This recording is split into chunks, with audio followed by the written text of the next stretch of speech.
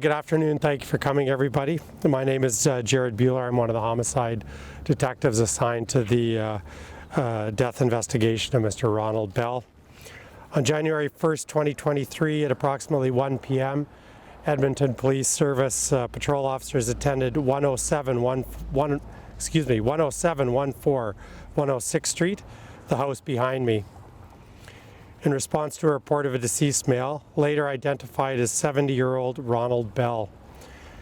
An extinguished but unreported fire was found inside the residence, along with an active water leak. Homicide investigators were contacted based on the nature of Mr. Bell's apparent injuries and the crime scene. As such, we immediately assumed the investigation. An autopsy was completed yesterday, January the 4th, and the manner of Mr. Bell's death was confirmed to be a homicide. The cause of death is being withheld for investigative reasons at this time. The homicide investigation has established that Mr. Bell last communicated with friends during the early afternoon of December 27th, 2022. You have been provided with a video which depicts Bell's black 2011 crew cab GMC Sierra truck departing the alley between 106 and 107th Street and driving west on 107th Avenue at approximately 4:30 p.m. on December 27th, 2022.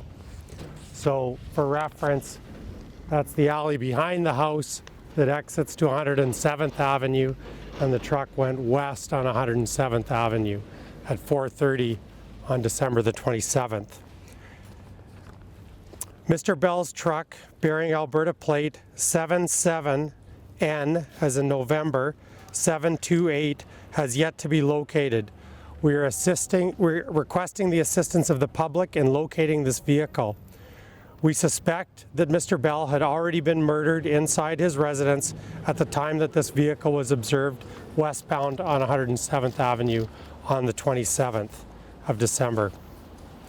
Of note regarding the video, the timestamp depicted on the video has been confirmed to be 12 minutes fast. Mr. Bell was the primary tenant of this residence and rented space in the home to other tenants. The residence was also frequented by people associated to him and his tenants, as was the case around December 27, 2022. While our investigation has accounted for the whereabouts of some of the individuals associated to Mr. Bell's residence during the time frame of interest, others have yet to be located. We are appealing to those people who were living in or visiting this home on or about December 27, 2022, whom we have not already spoken to contact police immediately. What these people know and potentially saw leading up to Mr. Bell's death is critical to our investigation, and we also want to confirm their welfare. Additionally, we are requesting area residents or people who may have attended near this location on or between December 27th, 2022 to January 1st, 2023, the date that Mr. Bell was found, and observed any activity at the front or rear of this address to contact police immediately.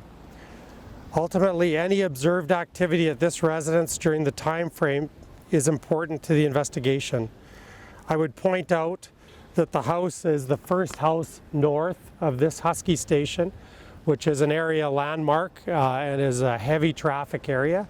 So people may have been coming to fuel up, to purchase food at the convenience store, and may have walked past this address or driven past this address during that time frame. We're interested in any activity at front or at back during that time. Specifically, individuals who may have been moving property from the house. We encourage anyone with information to contact the police or Crime Stoppers with information. I'll take any questions now. Do you guys have a permit to walk the sidewalk?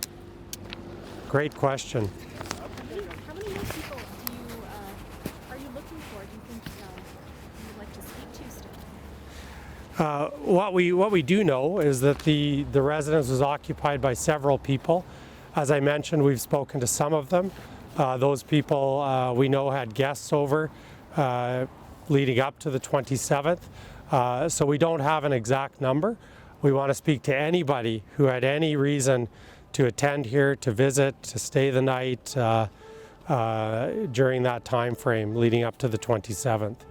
Is there any other context you could share? Or I know you said that because of investigative reasons you can't share the cause of death, but any other context, even the time of day it happened at, 1 o'clock in the afternoon, very daylight. Yeah, so I indicated in my statement there that his last contact with friends was early in the afternoon on December 27th.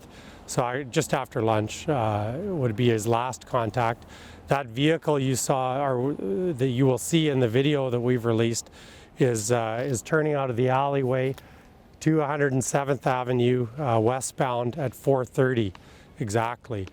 We believe he was, well, we know he was alive at 12:30. We believe he was alive at or about 12:30, and we believe he was deceased by 4:30. So that 3-hour window is of particular importance to the investigation. I'm not sure if it's even possible to answer this, but is there any reason to believe the truck has left the city or is still in the city? It's almost impossible to say. It could be anywhere by now. Again, we were several days late learning that Mr. Bell was deceased, and several more days have passed now, so it could be anywhere. As you've heard in other recent files, vehicles have been found burned out that may be related. That's not the case here. I'm not saying it's impossible, but to date we have not located the vehicle. We do believe it was in the area shortly after it left here, but that's about as good as we have at the moment. And the people that you've spoken to already, have they been able to share anything to help you so far or further the investigation? They've been helpful, and they've given us a lot of context about Mr. Bell's circumstances and his life and his lifestyle. In terms of what exactly happened in the residence, no, we don't have an answer to that. Do you believe this could be property from? Sorry, I'll answer here first. Go this way, if that's Yeah, okay. sorry. Do you believe this could be a targeted death? It's too early to say right now whether it was a targeted murder or not. You mentioned removing property. You mean the truck, or were there other things stolen from the house? No, not specifically the truck. I can't really say whether any property was moved into the truck or not, although it's possible. But just the state of the interior of the house suggests that property may have been moved out during that time. So we're looking at, again, a 4-day or 3-day window between the time we believe he died and the time we got here. So, we're really looking for any information about what might have been going on. Of course, it's possible the residence was in exactly the state that we found it on the 27th, but it's also possible that it wasn't. So the most likely place for property to have been removed is out this front door here, or even in the alley, and we have a pretty good sense of what happened in the alley, so we're more concerned about what happened here on the street. Does it look like there was a struggle